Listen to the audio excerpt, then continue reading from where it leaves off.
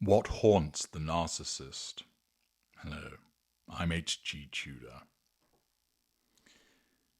Those that do not understand narcissism think that the narcissist is haunted by past regrets. That is not the case, for the narcissist regrets nothing. They may say they regret something to you, but that's a manipulation, it's not genuine. The narcissist does not sit and think about that which is past and demonstrate any accountability for it. Some think that there is the vestige of some form of emotional empathy locked deep away, and that somehow it can be got at. And perhaps in those silent moments that the narcissist will engage in self-reflection and feel that prick of conscience, the sudden application of remorse. It is the case that the narcissist does not self-reflect, and even if they could, there is no conscience to access, no remorse to facilitate any sense of feeling in relation to what has passed previously. In such circumstances, there is simply the emotional thinking-driven expectation of the victim that somehow the narcissist is chained by conscience, but they are not. It is similar to the belief that karma will be visited upon the narcissist when it does not. Many people are mistaken as to what they think that haunts the narcissist. They get it wrong time and time again, and it's usually linked to some sense of regret or remorse, recognition of their poor behaviours, a sudden awakening and realisation that they have done wrong towards so many people and that they essentially feel bad for doing so. That is wholly incorrect, for the narcissist is not built to feel sorry for anybody else other than themselves. The narcissist isn't there to genuinely care about anybody else other than themselves. But notwithstanding these mistakes, there is something that haunts the narcissist. You need to be able to step into the shadow labyrinth of the narcissist's mind and confront a stark truth that will sear itself into your understanding. Beyond the glittering facade of charm, the bombast of grandiosity, and the relentless pursuit of control, lies a realm of darkness, a chasm, an abyss, and within it a lurking horror known as the creature.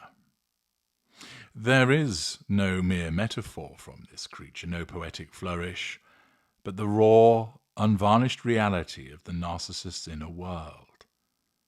The chasm is their fracture, the abyss their terror, and the creature, a monstrous entity that drives their every act, their every lie, their every manipulation.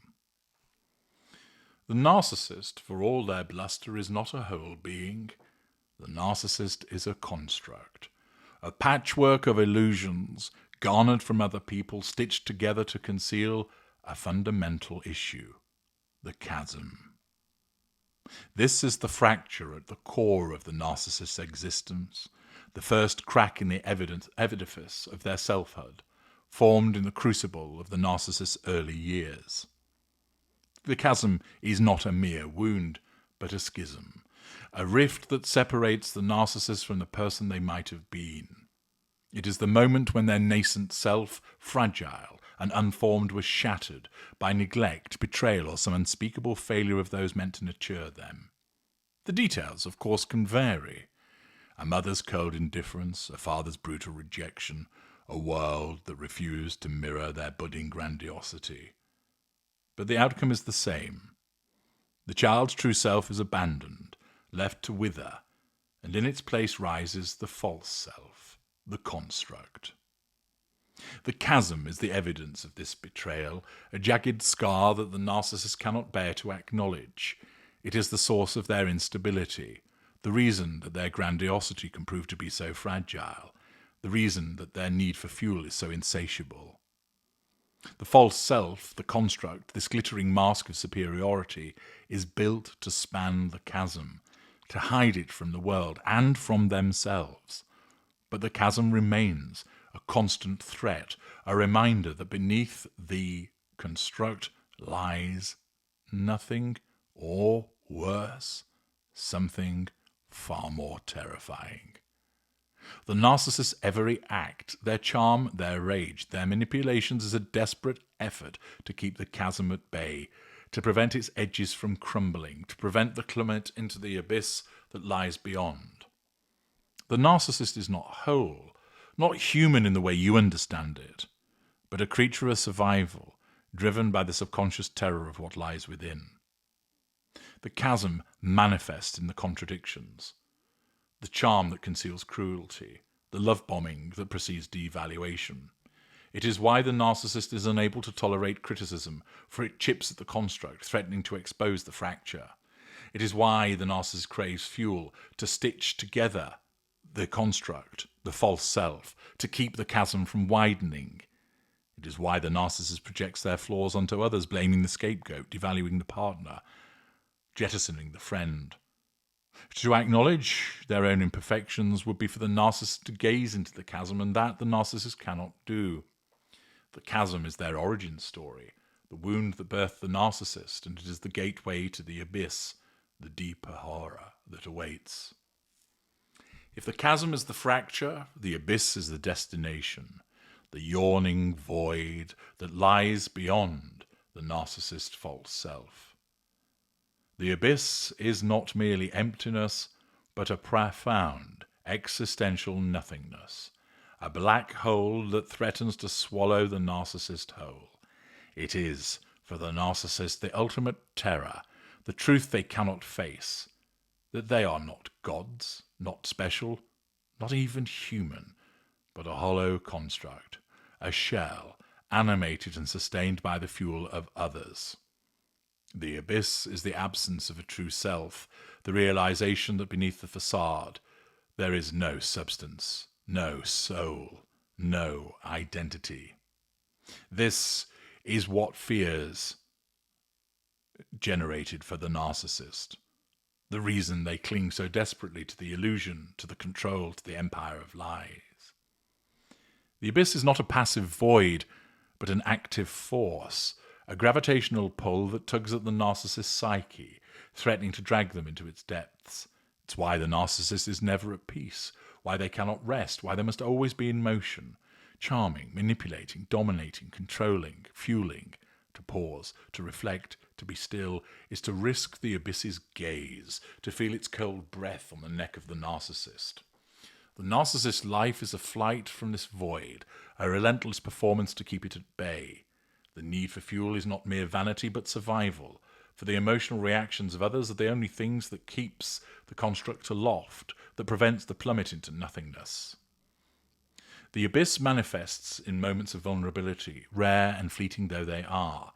It is the flicker of panic in the eyes of the narcissist when they are challenged, the rage that erupts when the control begins to slip and they are wounded, the desperation that drives them to hoover a once disengaged from appliance.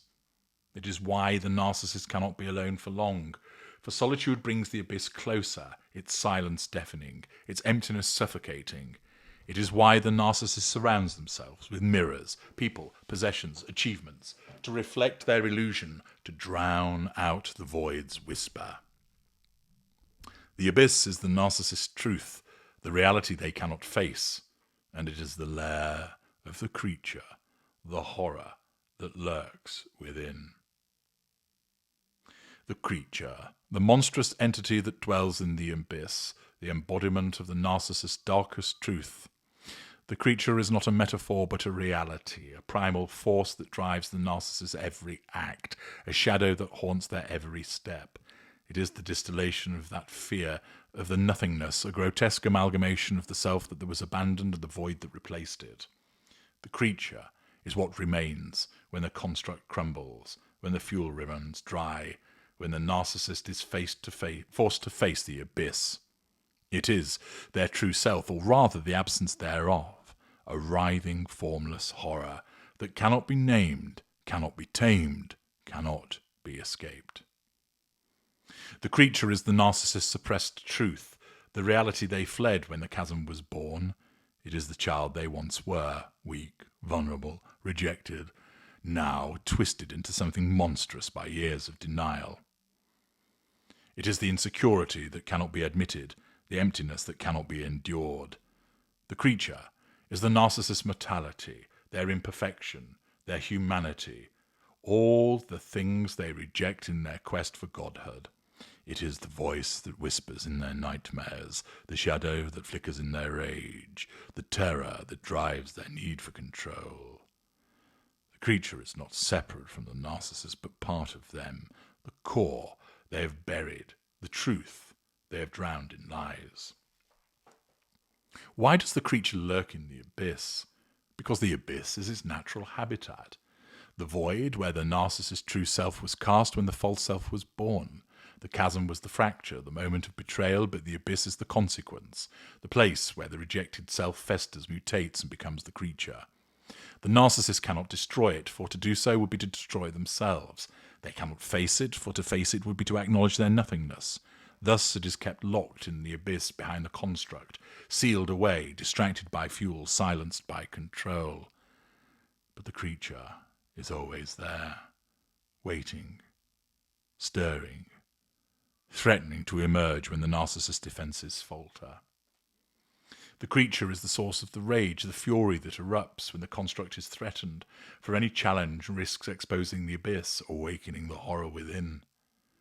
The creature is the fuel behind the manipulations, the desperate need to charm, to control, to destroy, for only through others' reactions can the creature be kept at bay. It is the coldness in the devaluation, the cruelty in the disengagement, the malice in the smear campaign. For the creature thrives on pain, feeding, feeding, feeding. The creature is why the narcissist cannot love, for love requires vulnerability, and vulnerability invites the creature's gaze.